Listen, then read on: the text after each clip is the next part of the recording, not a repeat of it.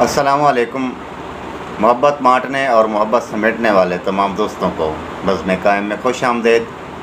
کوشش کریں محبت بانٹنے کی اور آسانیاں تقسیم کرنے کی، اس سے ہمارا معاشرہ امن اور خوشحالی کی راہ پر گامزن ہو جائے گا۔ آج ہم نے ایک راز کی بات کرنی ہے، اور وہ راز کی بات یہ ہے کہ اللہ تبارک و تعالی اپنی پلاننگ میں کسی کی مداخلت پسند نہیں کرتا۔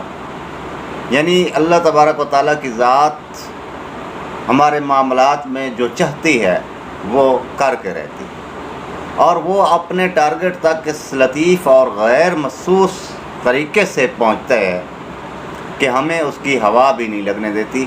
حضرت یوسف علیہ السلام کا بہت خوبصورت واقعہ جو ہے، اس کے لیے ایک بڑی بہترین دلیل ہے کہ حضرت یوسف کو بادشاہی کا خواب دکھاتا ہے، اور یعقوب علیہ السلام کو بھی پتہ چل جاتا ہے کہ ایک موجودہ نبی ہے تو دوسرا باپ موجودہ نبی ہے، تو بیٹا جو ہے وہ مستقبل کا نبی ہے۔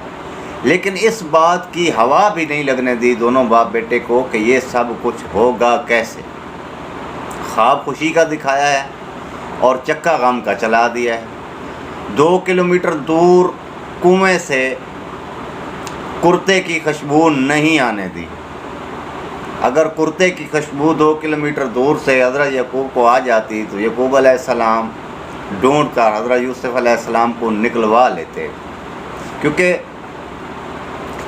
اس اللہ تبارک تعالیٰ نے اس کنویں سے بادشاہت کی ابتدا کرنا تھی، اور بالکل اسی طرح یوسف کو بھائیوں کو بھی خبر نہیں ہونے دی کہ دراصل یہ کنویں میں گرنا جو ہے بادشاہ بننے کی پلاننگ ہے، یا بادشاہ بننے کی طرف پہلا قدم ہے۔ تو وہ تو بجائے حضرت یوسف کو کنویں میں پھینکنے کے خود ایک دوسرے کی منتیں کر رہے ہوتے کہ مجھے کنویں میں ڈال دو، مجھے کنویں میں ڈال دو، مجھے کنویں میں ڈال دو۔ پھر کیا ہوا؟ عزیز مصر کے گھر انواع و اقسام اور نعمتوں میں حضرت یوسف کو رکھا، اور پھر اس نے اپنی پلاننگ کے تحت حضرت کو جیل کی سلاخوں کے پیچھے ڈلوا دیا۔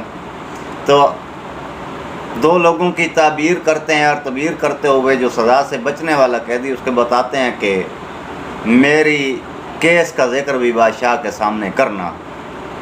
اور جب مناسب وقت پر وہ اس قیدی کو شیطان نے یہ بات ہی بلا دی کہ یوسف نے اسے بادشاہ سے اس کا ذکر کرنے کا کہا تھا، یعنی دوسرے لفظوں میں شیطان کو بھی پتہ نہیں چلنے دیا کہ اللہ تبارک و تعالیٰ اسے بھی اس سکیم میں بطور ٹول استعمال کر رہے ہیں، اور شیطان بھی اس بندے کو وہ بات بلا کر بطور ٹول استعمال ہو گیا۔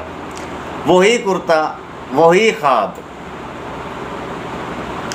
جو کہ 2 قیدیوں کو آتا ہے، اور پھر وہی خواب جو ہے عزیز مصر کو آتا ہے، قید کا خواب، اور پھر عزیز مصر جو ہے یعقوب علیہ السلام کے پاس سوالی ہوتے ہیں خواب کی تعبیر کے لیے۔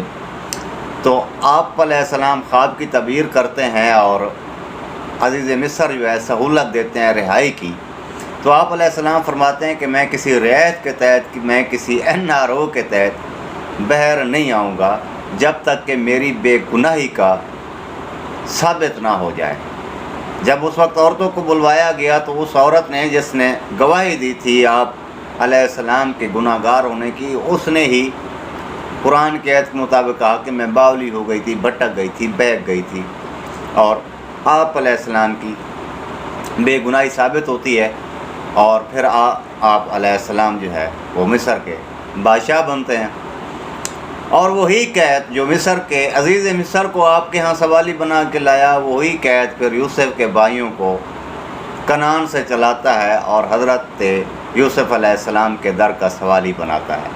اور آپ کرتا دیتے ہوئے فرماتے ہیں کہ پہلے بھی باپ کو کرتا دے کر دھوکہ دیا تھا، اب بھی یہ کرتا لے جاؤ۔ پہلے جب دھوکہ دیا تھا تو اس کرتے نے باپ کی بینائی لے لی تھی، اور اب جب یہ کرتا جائے گا تو اس کرتے کی خوشبو سے باپ کو بینائی مل جائے گی۔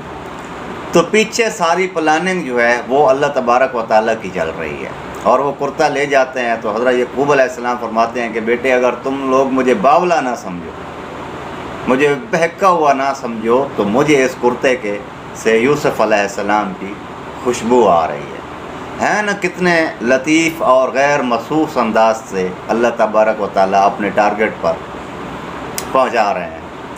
تو آج کی بات کرنے کا لباب یہ ہے کہ ہمیں اپنے عزیزوں کی چالوں اور حسد سے جو ہے پریشان نہیں ہونا چاہیے، گھبرانا نہیں ہونا چاہیے۔